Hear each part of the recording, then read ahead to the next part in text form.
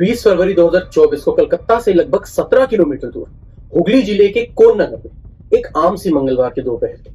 लेकिन उस दोपहर ने एक मासूम जिंदगी छीन ली और एक ऐसा सच सामने आया जिसने पूरे बंगाल को हिला दिया। एक 8 साल का बच्चा श्रेयांशु शर्मा जो कक्षा चौथी में पढ़ता था, उसकी बहन जब कमरे में पहुंची तो उसके सामने जो नजारा था उसने उसकी रूह तक को हिला दिया। श्रेयांशु खून से लथपथ पड़ा था, उसकी नसें कटी हुई थी, उसका सिर बुरी तरह से कुचला जा चुका था, शरीर पर हर तरफ चोट के निशान थे। जमीन पर एक किचन की नाइफ पड़ी हुई थी और कमरे के अंदर टीवी की आवाज तेज से चल रही थी। इसका मतलब मानो कातिल चाहता नहीं था कि अंदर की चीखों की आवाजें बाहर जाए।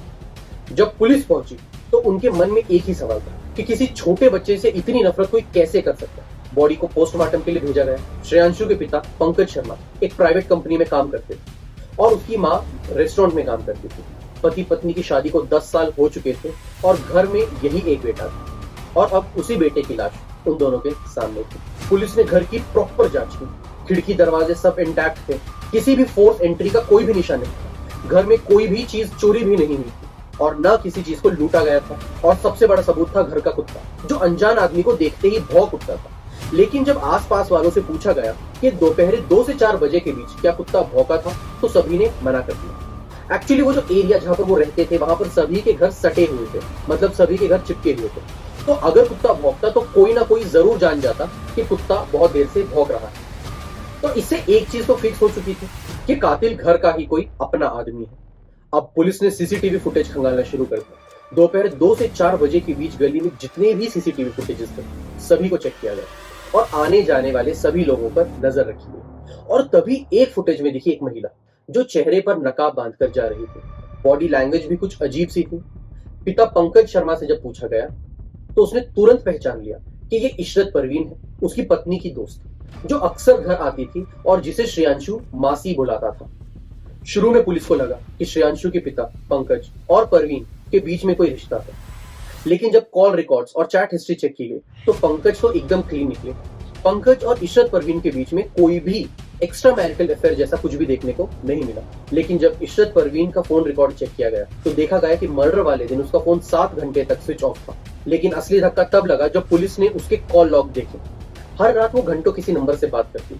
जब वो नंबर किसका है पता लगाया गया तो पुलिस के पैरों तले जमीन खिसक गई। एक्चुअली वो नंबर था श्रेयांशु की माँ शांता का। दोनों के व्हाट्सएप चैट निकाले, मैसेजेस, फोटोज, चैट सब चेक करने के बाद एक चीज फिक्स हो चुकी थी कि शांता और इशरत दोनों एक गर्लफ्रेंड बॉयफ्रेंड के तरीके से बात करते थे। दोनों ने वो अलग तरीके की फोटोज एंड ऑल भी एक दूसरे के साथ शेयर की हुई थी। पुलिस समझ गई कि ये रिश्ता महज दोस्ती नहीं था और दोस्ती से बहुत आगे बढ़ चुका था।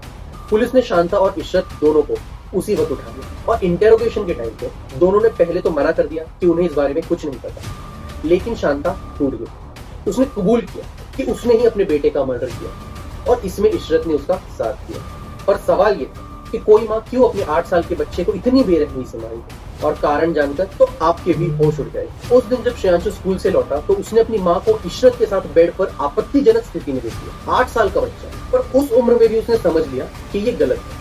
वो माँ से नाराज रहने लगा, झगड़ा करने लगा और शांता को डर सताने लगा कि कहीं बेटा किसी को सब सच न बता दे। उस डर और बदनामी के खौफ में उसने वही किया जो कोई माँ सोच भी नहीं सकती। शांता ने पहले अपने बेटे का सिर दीवार पर पटका, फिर टेबल पर मारा, फिर एक भारी गणेश की प्रतिमा मतलब गणेश की स्टैच्यू से उसका सर कुचल दिया। जब इतने से भी उसे चैन न मिला तो वो किचन में जाकर एक चाकू ले आई और उससे श्रेयांशु की नसें काट दी।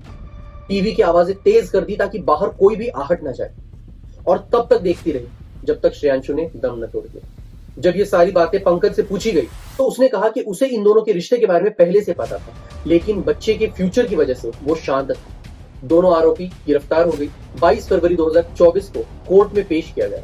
बाहर खड़े पिता पंकज शर्मा की आंखों में आंसू थे और एक ही मांग थी कि मेरे बेटे के कातिल को फांसी दी जाए। भीड़ गुस्से से भर गई थी, मीडिया के कैमरे चमकने लगे, लेकिन सच्चाई यही थी कि केस की सबसे बड़ी कातिल वही थी जिसे श्रेयांशु सबसे ज्यादा भरोसा करता था और मां बुलाता था। अब सोचिए ये दोनों एक दूसरे के अंदर कितनी इन्वॉल्व हो चुकी थी कि हवस की चक्कर में उन्होंने ये तक नहीं सोचा कि घर का दरवाजा खुला है या उसके बेटे के आने का वक्त हो चुका है। प्यार, शर्म, डर, राज और हवस जब ये मिलते हैं तो इंसान हैवानियत की हद तक जा सकता है। श्रेयांशु की कहानी सिर्फ एक मर्डर मिस्ट्री नहीं, बल्कि एक सवाल है कि क्या इस दुनिया में कोई भी रिश्ता अब सेफ बचा है। आपका इस केस के बारे में क्या ख्याल है, हमें कमेंट सेक्शन में जरूर बताएं।